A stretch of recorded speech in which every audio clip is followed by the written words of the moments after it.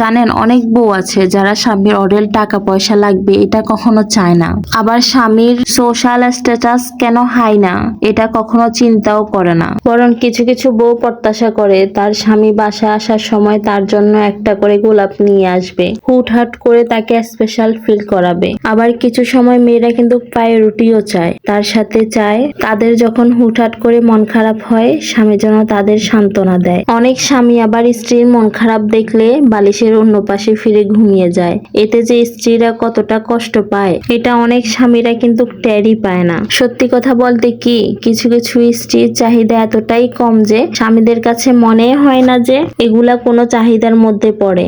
না না, এমনটা করবেন না। আপনার বউয়ের ছোট ছোট স্বপ্নগুলো পূরণ করতে কার্পণ্য করবেন না। আপনার বউ কিন্তু বলে নাই আপনাকে আপনার বাপের সম্পত্তির কিছুটা অংশ তার নামে লিখে দিতে, তাহলে তো কার্পণ্য করতেছেন কেন? কিছু কিছু ছোট ছোট স্বপ্ন যদি আপনার স্ত্রীর পূরণ করেন, দেখবেন আপনার স্ত্রীও আপনার অনেক বড় বড় স্বপ্ন পূরণ করার জন্য তার সর্বোচ্চ চেষ্টা করবে।